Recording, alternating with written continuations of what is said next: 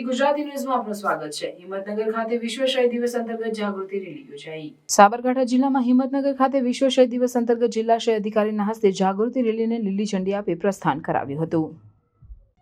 દર વર્ષે 24 માર્ચના દિવસે સમગ્ર દુનિયામાં વિશ્વ શહીદ દિવસની ઉજવણી કરવામાં આવે છે। વર્ષ 2025ને વિશ્વ ટીબી દિવસની theme yes we can and TB commit invest deliver છે। વડાપ્રધાન ટીબી મુક્ત ભારત અભિયાનની શરૂઆત કરાવી છે, જે સાકાર કરવાના હેતુસર સાબરકાંઠા જિલ્લા પંચાયત તથા જિલ્લાશય કેન્દ્ર હિંમતનગરના સહિયારા પ્રયાસથી જાગૃતિ રેલીનું આયોજન કરવામાં આવ્યું હતું। આ રેલી જૂની સિવિલથી ટાવર ચોક ફરી પરત જૂની સિવિલ ખાતે પૂર્ણ થઈ હતી। સાબરકાંઠા જિલ્લાશય અધિકારી ડોક્ટર ફાલ્ગુનીબેન એન પરમારે જણાવ્યું હતું કે ટીબીથી સાજા થઈ ગયેલા દર્દીઓને તાલીમ આપી ટીબી ચેમ્પિયન બનાવાય છે, જેવું લોકોમાં જનજાગૃતિ ફેલાવવા કે સમાજમાં ટીબી પ્રત્યે ઘટાડો કરવા તથા ગેરમાન્યતાઓ દૂર કરવામાં ઉત્સેચક તરીકે કામ કરે છે।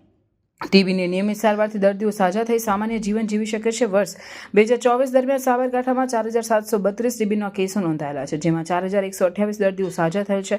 સારવાર સફળતા દર 91% હાંસલ કરેલ છે। હાલમાં 2912 દર્દીઓ સારવાર હેઠળ છે અને વર્ષ 2024ના અંદાજે 3722 ટીબીના દર્દીઓને નિક્ષય પોષણ યોજનાનો લાભ આપવામાં આવ્યો છે। આ રેલીમાં જિલ્લાશય કેન્દ્ર સ્ટાફ, નર્સિંગ કોલેજ હિંમતનગરના વિદ્યાર્થીઓ તેમજ નર્સિંગ કોલેજ સ્ટાફ જોડાયો હતો। બ્યુરો ચીફ આવેદ અલી ભૂરા, સાબરકાંઠા।